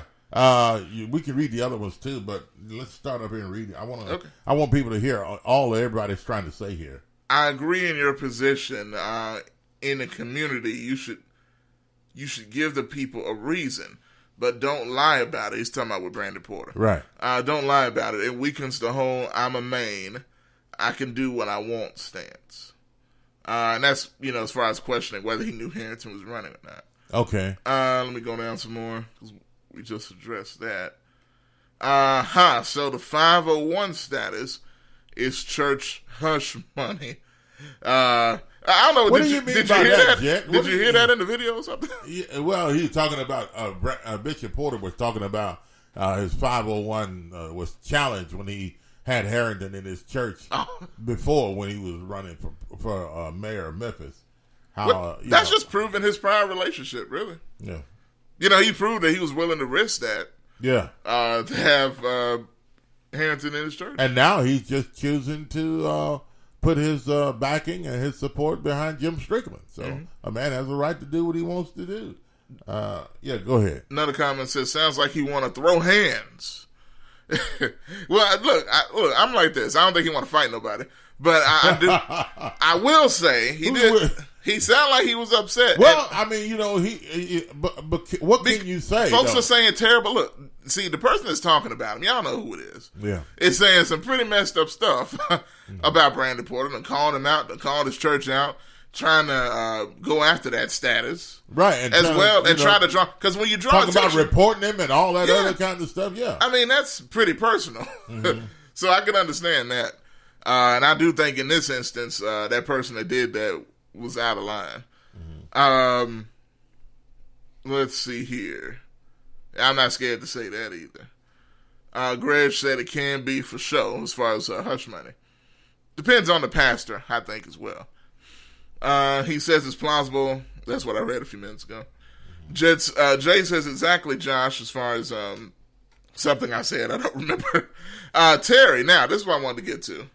Terry commented on the Bishop situation, right, that we were talking about earlier. She says, I overspoke regarding the bishop, and then she put the qualifications of a bishop up here that's there. And it's kind of long here. Yeah. But you know some of that stuff already. Right. Well, they can look it up, but yeah. You did overstep that. I don't have any animosity against you for overlooking that, but if you're going to come on here and try to attack someone and say, find it. Where's Bishop in the Bible? Where's it? I mean, if you come at that angle with me, then, I'm likely to bark back at you. You know what I mean? And see, the thing is, with some folks, and this is, again, like I said, it's not a shot at the person that's taking a shot at pastors. Yeah. That happens to be a pastor in the city. But a lot of folks like that like to talk out of their mouth but don't really know what they're talking about. Or like to say something that's going to get people, like they're teaching people something, but they really don't know anything. Right. So, hey, that's where people get that idea from. Jay Worth, to what you were saying about black media and stuff like that. Terry says, painting black community with one brush is unfair. We don't all think alike. And then... Wait. Read that again now. Painting the black community with one brush is unfair. We don't all think alike. And then Greg responded to Terry, says, and we shouldn't either.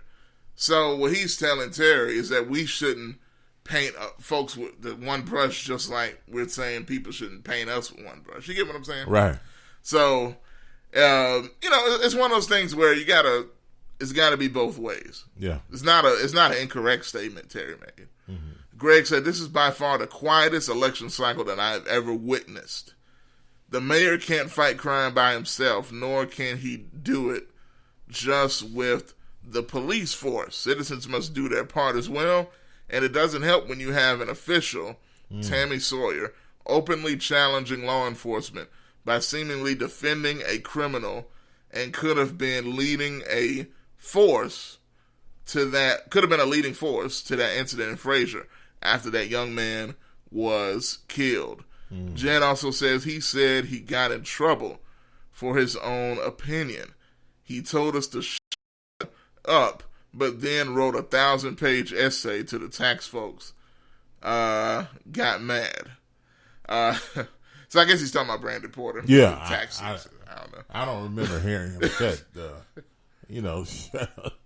the H up, but I think that would have made some news. That's my interpretation. Yeah. Yeah. But anyway, hey, and that's a great point. And I'll go to what Greg was saying about that. And see, that was why, like Bob and myself had the strong opinion about Tammy Sawyer that we did.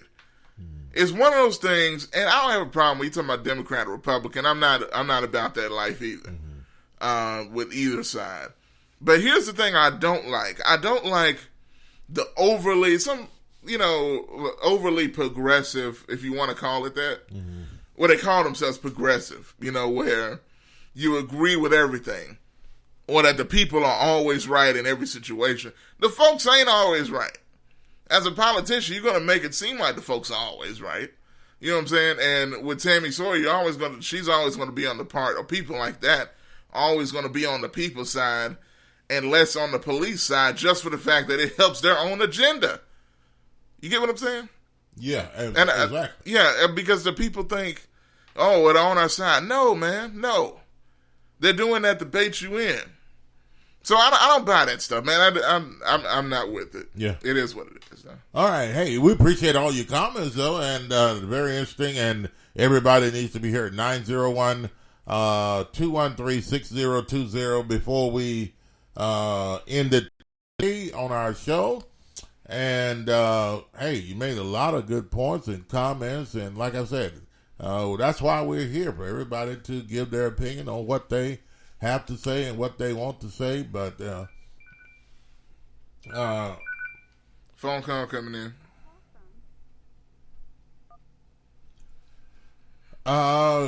Welcome to the show. Good morning on a Tuesday.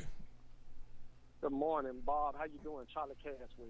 Hey, Charlie, what's up, man? How you doing, sir? Good. I get you at a bad time? No. We're on the air. You caught us just right. You perfect. Yeah. Hey, look here, Charlie. We wanted to talk to you about the Foot Park or thing that they've redeveloped down at Foot Homes. The Foot Homes redevelopment. The Foot Homes, yeah, the new development, yeah. Yeah.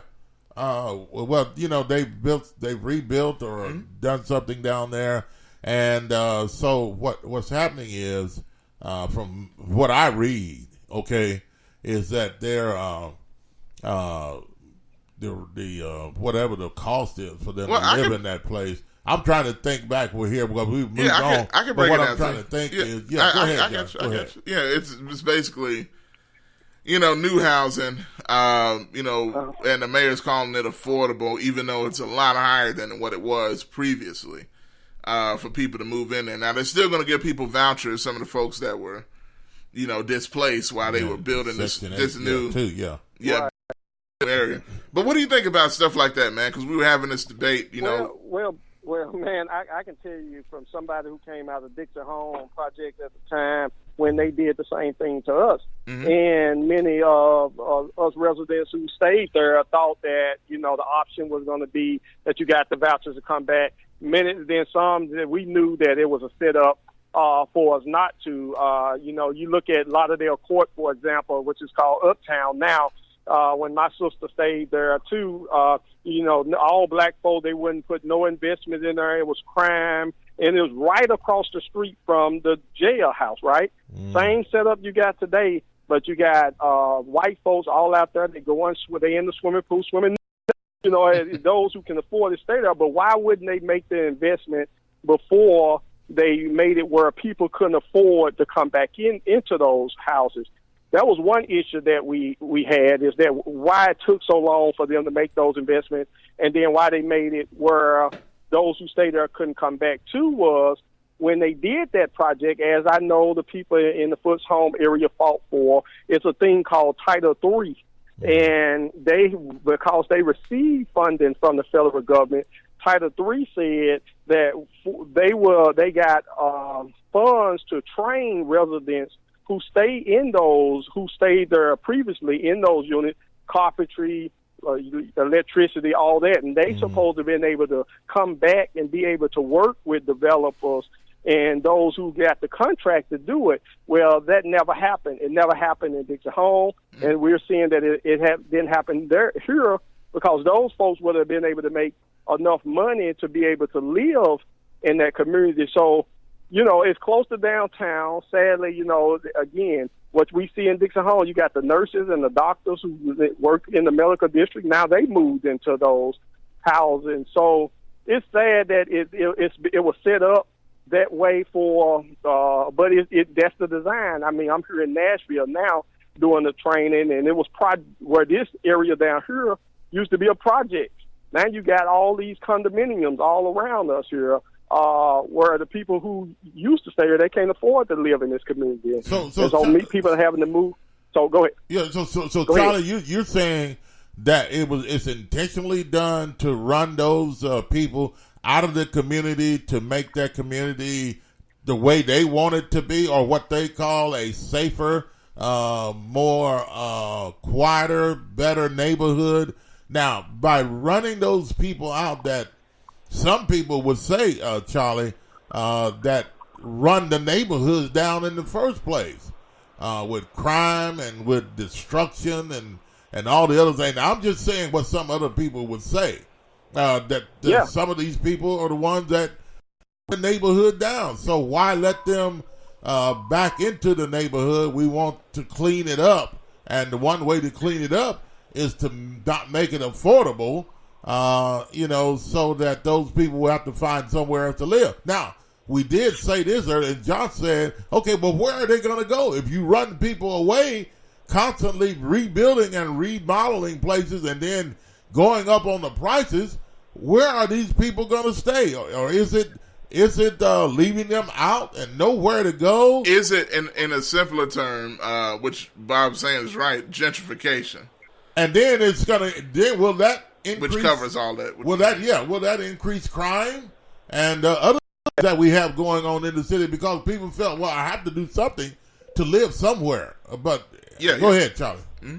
So twofolds to that, Bob, and I think we already got the evidence of where they go and what happens, right? So, So when they close uptown, downtown, Hurt Village, most of us and families, we moved to the north. We stayed in the north because you didn't go down south because we fighting the gravel against them. So you didn't move that way. You moved north. So Fraser was a suburban community. I mean, nice community. I remember when my brother, who's in the Navy, the chief in the Navy now, retired from the Navy, he bought his house there. That house was like $90,000, man. When they started giving people vouchers and letting people move into their community, the community took a fall and a hit. But that was due to, Bob, because they failed to do what they said they was going to do in the agreement when they got federal dollars with the Title III, is that they was going to train those individuals in trades that would created a different culture and a mindset of people who want to make money. So the idea was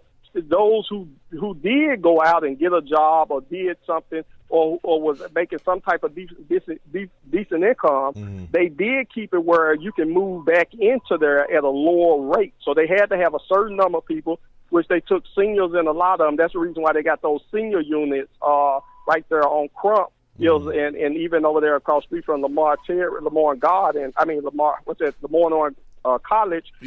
that gives them that percentage that they need to show that they let people of poverty stay in that community.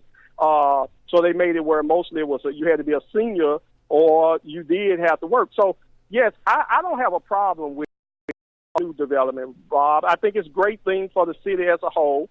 But yet I think that don't rob the people and take the money and say that you're going to train these individuals, and then you take that money and then you allocate it towards training, towards projects like Bass Pro, Electrolux, when people from Mississippi and Arkansas can come in, take advantage of that training, and you can say, well, we created 1,000 jobs, but guess what? None of those people live in this city. They coming from other cities taking advantage of tax breaks that was given for people that lived in that community.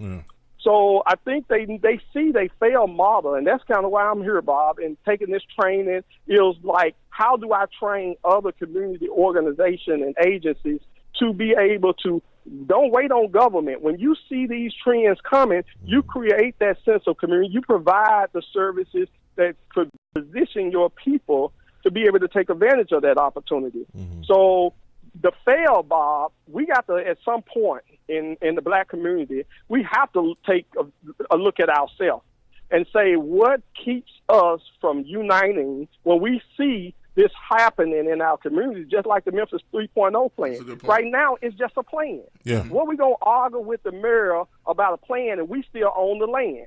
If the land may not be valued because of we being here, what we then have to do is change our mindset. We got to then take Fraser and we got to take North Memphis and bring the value of it up to make them, because if they saying they're going to come in with all these new developments, then guess what? They're going to lease from us for the rest of our life, because we ain't just selling you this property because we know it's prime property. We ain't finna give it to you for nothing like we did in Dixon Home and like we did in Hurst Village and a lot of that. We should learn from that model and push home. Everybody around to have anything to do with an investment from government should know. And I say that they should know that they got prime. Anytime they said, like, for example, the 4 lanes they just put up Austin Peay. Anytime they start spreading out the road, you own some land there, you better keep it because it's going to go up. Yeah. And you think it's going down because they time, but why the destruction is happening? Something built. It says a time to build and a time to tie down. And we miss the concept when we see it tie down. We're not thinking building. We thinking it's all lost. And Charlie, basically, don't stop getting played for suckers in these situations as a sucker, and start having more of a business mindset when it comes to these things. Because I guess when you think of it that way, you can't really knock what those other folks are doing because they're taking advantage of our own lack of knowledge. But ignorance, right? Yeah, ignorance, exactly. So we just got to, be trained in a more of a way. Now, let me ask you this, because I know we got to go. I know you're probably busy too, Charlie, where you at there. Last question, 'cause I'm curious. What do you think of this kind of thing we talked about yesterday? Lee Harris's plan for Matter, because he's getting a lot of for it. He's getting some slack from it. What do you think about it? Do you think it's a good idea? So I'm gonna say this though. I think first of all, it's a plan that he didn't even have to come up with. Right? He is the county mayor have no interest in even dealing with it. So I commend him for even taking up the task to know that 70% of the people that live in Shelby County live in the inner city who have lacked of proper transportation. So he's saying, I need to take care of my people that's in here.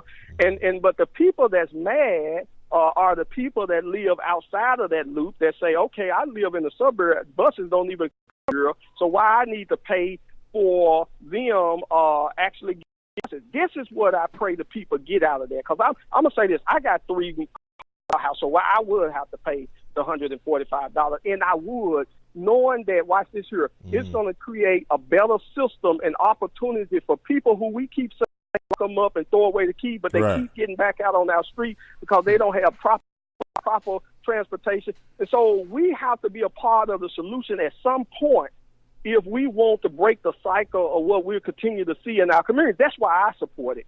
I give all $145. Y'all know I do a lot, but I give that away easily in a year to help people. There's the same people who I'm saying I'm trying to help. If I can be a part of a collective that put more people on buses to work and to opportunities that's going to better their quality of life, that's less work I got to do because they got away and they got me. They can't come to me and say, Charlie, I can't get a ride to work, man. I'm like, man, hold on. We put the system in place. Okay.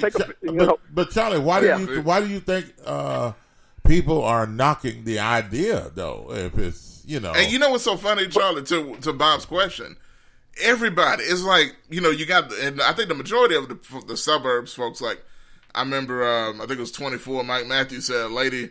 One white lady on the county commission that never says nothing, then she speaks out against this because it's in this certain area. But then they talk to the folks in the street, and I think they just don't know. I don't know. But there's other black folks, he's getting flack from both sides. Poor folks saying, "What you doing this for?" rich folks saying, "What are you doing this for?" So it's kind of odd, you know. But to say that real quickly, all right. What we look at now? Look what we doing in the inner city now. The same people that said, "Yeah, let's sell out, let's vote our charter away for schools." Now we saying, "Oh hell, we should have kept our charter because now our schools are failing." And they schools are succeeding. Mm-hmm. We letting the money people got the voices, and we listen to them because if it's white, it's right in our community. Sadly, that's what it is. So if they said that it's right, then that it is. And then we don't even know we cutting our own head off. Yeah, man. Wow. Man. Charlie, man, if I can get another inch out of you. Yes, man. I'm with you, boy. I stepped out of training for a minute, but whatever. Yeah. I know y'all been going long. I wish I would have started on my road. We could have had 2 hours. Man, because we sure could. Yes, listen. There's another thing going on in Memphis, too. You know, you've got black pastors that are supporting Jim Strickland for mayor, and you've had, we played this morning, Bishop Brandon Porter and his statement on, why people are attacking black pastors that are supporting Jim Strickland. You know, he says, I have the right to vote for whoever I want to vote for. You know, right. You're going to tell me, he's, and he didn't know, first of all, what Harrington is friends of the family with him. It's not that he didn't really know that Harrington was running because all the things he has to do in and out of town and all this other kind of stuff. But he was working with Strickland, he says, because Strickland was working with the Kojic to get the convocation back into Memphis, which will start in 2021, and they've succeeded with that. So this is why the black administrations, he said, they lost it. Anyway, go ahead. And real quick, there's a number of black pastors that come out that's, supporting Strickland. But what do you think about that? Do you think they should get criticism like they have? Well, I don't think. I think the democratic process is free for anybody to agree with whoever they think is in the best interest of what they're trying to do. So I'm not condemning nobody. I'm for who I'm for. Why? Because I believe in what I feel is not being addressed. Mm-hmm. Yes, I believe that Jim Strickland is doing a great job building good buildings and doing some great things in that capacity. Yet, when I even sit here and look at the number of African American young men that are failing in our community, didn't start under his administration, but it's been there. But when you can just dress it up and then you can still justify $20 million in the parking lot for Union Road, $50 million for Union Road for a parking lot, $20 million in Owen Crossing, $24 million for a ballpark, but you can't justify where the fact that these people who were moved out of these communities, we know this. The Title III showed this, and was not their parents weren't trained back 20 years ago from Dixon Hall and Hurt Village. Yet now you expect for them to do something different when all you did was give them a voucher and put them in a community where you didn't have no health department, where you didn't have no job training, where you didn't. The transportation buses ran every hour and 20 minutes to get there. So they had all of these obstacles to keep them bound up, and you're not doing nothing to address that deep-rootedness. Now you got a county mayor who got to step up and do something, try to find out a way to raise $10 million when the city is supposed to be taking care of that responsibility for its own citizens. That's where I have a problem with what's happening now with that administration and what I'm looking for a future that with somebody that could, who I believe would understand that and do something better. So yeah, and we had one person say, thinking they're doing the right thing by doing the white thing. I don't get into all that color stuff.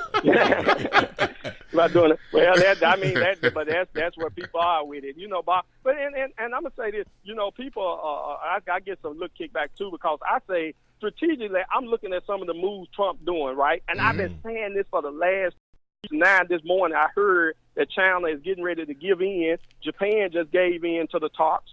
When Trump, if y'all go back and study Trump's history as a businessman, I'm gonna be real quick on this.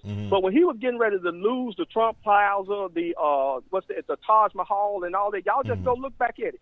He was getting ready to lose it. Man, the banks came in from everywhere. They were gonna lose over $2-3 billion. They said this man is too big to fail. So they came in and gave this man $500,000 to keep all of his contractors on the job, to finish the job when he was finna file. Trump was like, okay, forget it. Y'all can have it. They knew that they had too much invested. China know that they got over $71 billion in bonds in our country. If our country fail because they don't want to give us $500 million a year that they've been taking out of this country, he see that.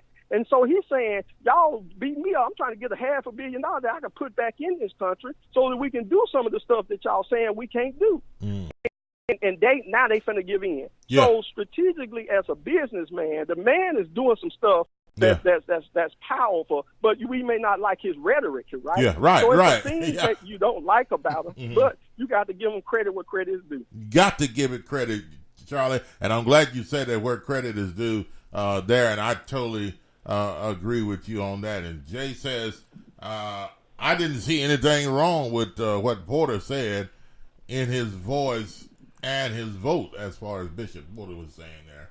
But anyway, Charlie, hey man, I know you're a busy man, and we appreciate you taking the time to call us from Nashville, man, and with your comments and things, and we'll have to do it again.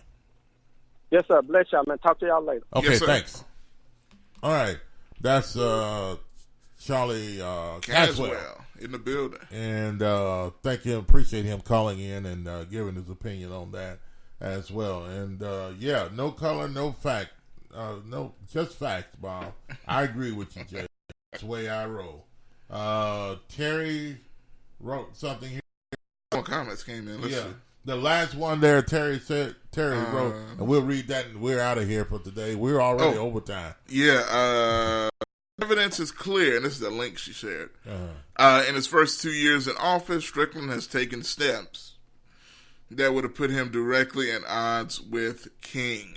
Now, this is a link from an article on MLK50.com. And this is from a couple of years ago, so I do remember that. But we'll definitely check that out. But definitely appreciate y'all for tuning in and for watching on today, Bob. And any last words you got? No, that's going to do it for us today. And thanks for all your phone calls and all of your comments on Facebook. And so, hey, we'll do it all over again tomorrow. And to come up with some, we'll have some other interesting things to talk about. And your phone calls and comments are welcome as well. Hey, it's been a wonderful day today. It's going to be hot, though. Stay hydrated. Drink plenty of water. If you're working outside today, be careful and take a break every now and then if you can. And take care of yourself.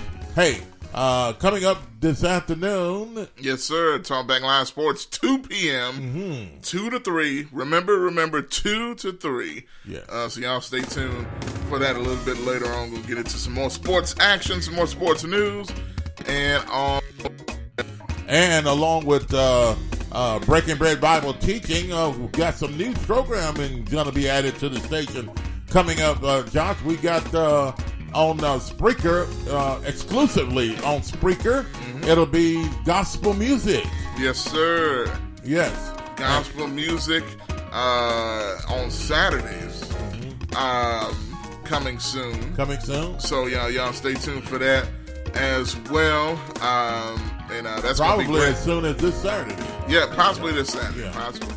So y'all stay tuned for that. Coming up, also Bible question and answer show. Coming up as well. We'll answer your questions. Yeah, on the Bible, man. As a matter of fact, Bob put up a post, and I'm gonna do one as well, man. Y'all been asking, so here it is. So y'all get your questions ready. Put them on Facebook. I'm gonna make a post again. I know Bob did yesterday. I'm gonna make one today, where you can leave your questions in the comments. Any questions about the Bible, we're gonna pick from those questions and answer them live on the air. So yes, indeed. So put your questions in, and hey, we'll be able to do that. And great programming and more is to come here on Talkback Live Network.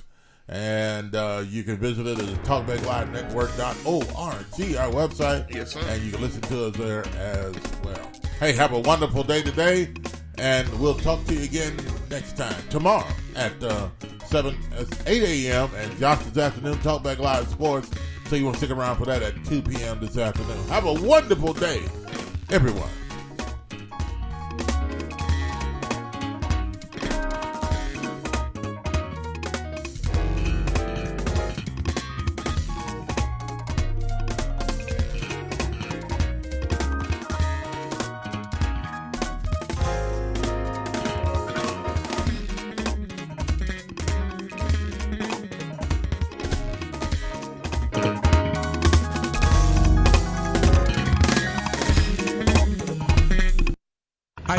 tired of going to the doctor with the same issue over and over again and never getting any relief? Are you tired of buying all types of vitamins and supplements, hoping but not knowing for sure that they will keep you healthy? Or are you getting enough of the right kind of nutrients that your specific body needs? If you answer yes to any of these questions, you need a nutritional blood analysis.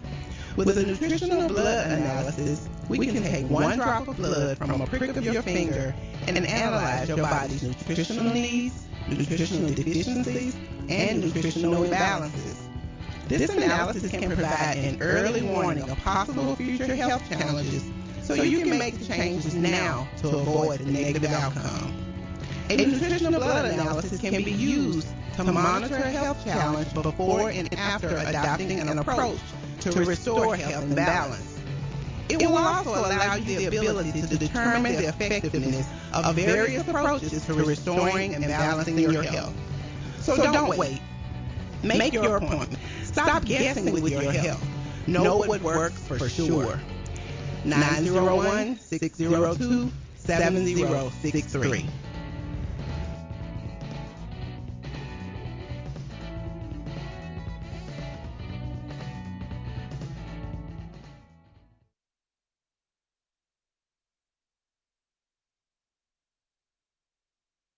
Big Graphic Printing, located at 890 East Range Road in Memphis, a complete print shop for all your printing needs. They do it all: color copy, resume, funeral program, rubber stamp, full-color business cards, wedding and graduation invitations, and more. 30-plus years of quality work and service. They're open Monday through Friday from 8 a.m. to 5:30 p.m.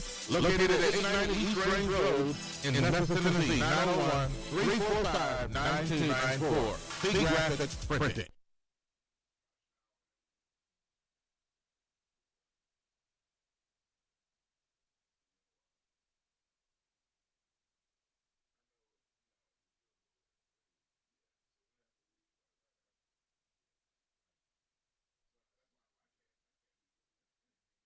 CJU's Appliances, located at 3530 Jackson Avenue here in Memphis, Tennessee. Call them at 901-487-7882. CJU's Appliances have the best prices in town. Sales and service, heating and air. Also the best appliances you'll find anywhere in the Mid-South. Refrigerators, microwave stoves, washers and dryers, deep freezers, dishwashers, whatever you need in used appliances. And folks will tell you they're the best used appliances anywhere you'll find. That's CJU's Appliances, 3530 Jackson Avenue. All appliances come with warranty. You can call them at 901-487-7882. Again, 901-487-7882. CJU's Appliances.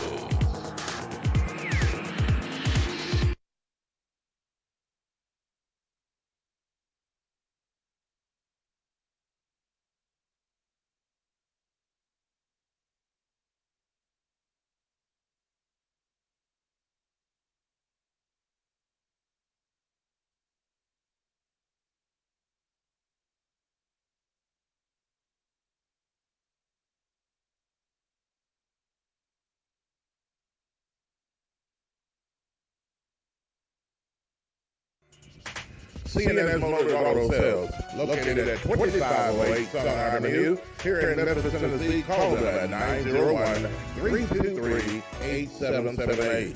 C&S Motors Auto Sales has been around since 1984. Go by and see Chris today for some of the best pre-owned and used vehicles in the city. They have SUVs, minivans, cars, trucks, whatever you're looking for in pre-owned used vehicles. Hey, you can find it right there at C&S Motors Auto Sales. See Chris since 1984. They will treat you right. Call them at 901-323-8778. That's 901-323-8778. 2508 Summer Avenue, C&S Motors Auto Sales.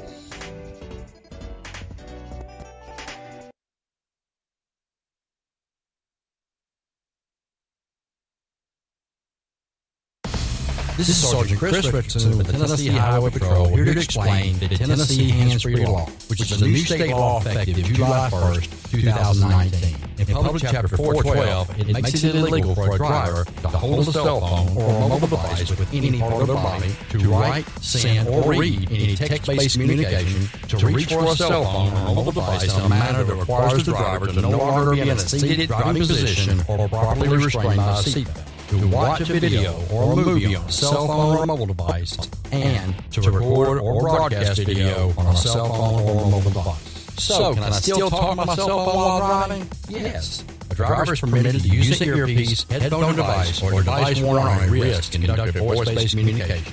The driver may use one button on a cell phone or a mobile device to initiate or terminate voice communication, and voice-based communication may also be used to send a text message. Learn more at handsfreetn.com.